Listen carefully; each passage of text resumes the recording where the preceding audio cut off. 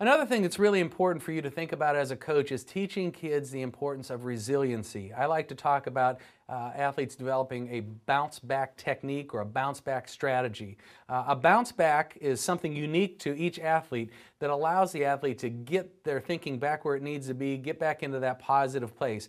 A lot of times as a coach, I'm sure you've seen certain athletes, if they have a bad play or a bad couple plays, the wheels kind of fall off, and you can tell that that kid is losing it out there. And so what you want to do is help him or her get their head back in the game and play at that optimal level again.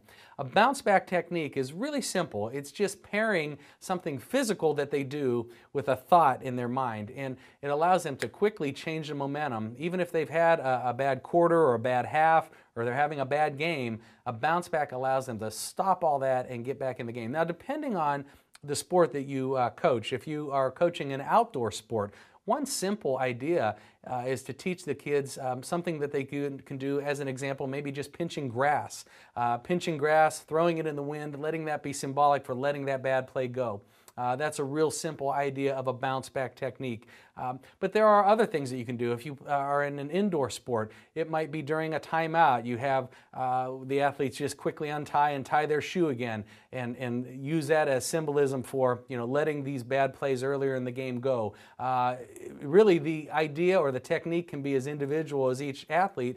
It can be just slapping their thighs a couple times, and that's symbolic for letting it go.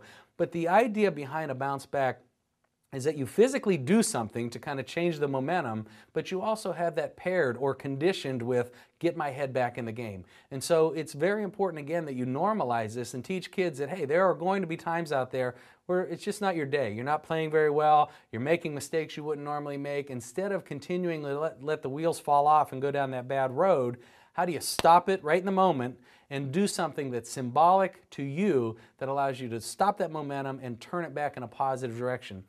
Now, one last note about a bounce back technique. Of course, it's going to be individual to each athlete, but it should only be used in key situations. So as a coach, you don't want to encourage your kids to be using this technique every couple minutes. That's not the idea. The idea is to use it only when necessary. So one of the examples that I use with kids a lot of times, if they can remember the cartoon Popeye, he would only go to that spinach when he absolutely needed it. And this is kind of analogous in this manner, in that we only want them to use this technique when they really feel frustrated and they need to tell themselves to get back in the game. So each athlete should have his or her own individual, unique bounce back strategy so they can ward off that stress and frustration that's inevitable with sports.